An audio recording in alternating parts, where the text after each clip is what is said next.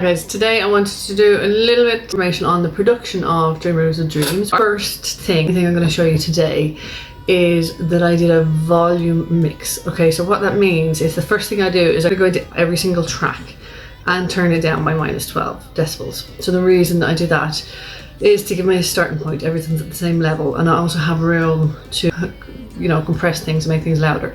So that -12 just gives me that space to make the things that need to be a little bit louder without them going over the top. So first thing is first, do that, each one down -12. Then after that, usually I start at the bass or the bass drum, because they're kind of the key aspect. For me, it's nearly always the bass I start with because it's my ear preference, but a lot of people will start with the kick drum. So the first thing I'll do is I'll get the volume of my bass where I want it to be. Everything else is on silent, and then I'll just add in track by track.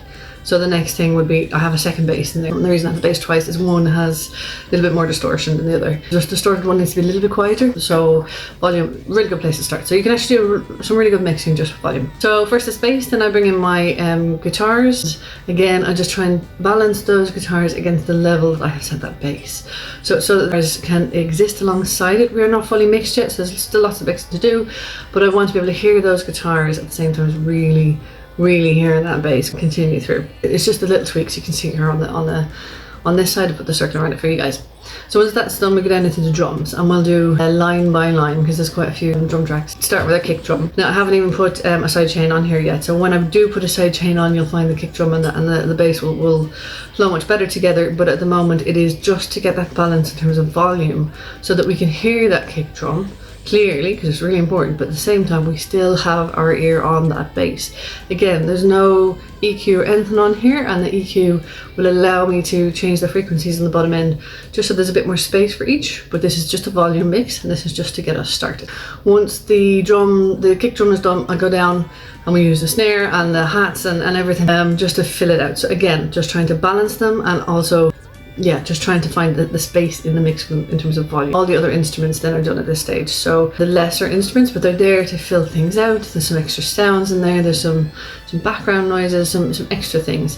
And again, sometimes they need to be a little bit louder because they don't come in often, but you really want them to give them a little bit of oomph when they come in to your mix. So volume-wise, it's really important just to find out where they sit and compare them to everything as it's playing through.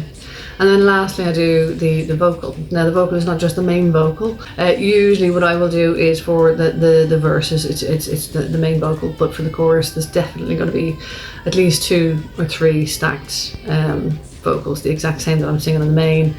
They will be mixed differently later on, so a little bit different EQ and compression, but again, volume important because they're going to be a slightly lower volume than the main vocal, and they're going to be pan left and right. This was just the volume mix. So the next stage I will cover some more of the actual mixing, so the things that we do to take a volume mix is so great. If you can get a volume mix really good, there's very little else you have to do. Total time to do this volume mix was probably about 2 hours of solid concentration, which is a bit hard when you've got 4-year-olds. So for me, it was probably 20 sessions of 10 minutes in increments, but we got there. It still worked. A little bit of time on a computer that you can leave running at all times so that you can come back to it whenever you have a mode is definitely possible. Behind the scenes of Dreamer of Dreams and how it was produced. I'll hopefully have some more for you in the coming weeks, but hopefully you've had a chance to listen to it. Would love to hear what you think about it. Have a look, the link is in my bio, and hopefully talk to you guys soon. Bye.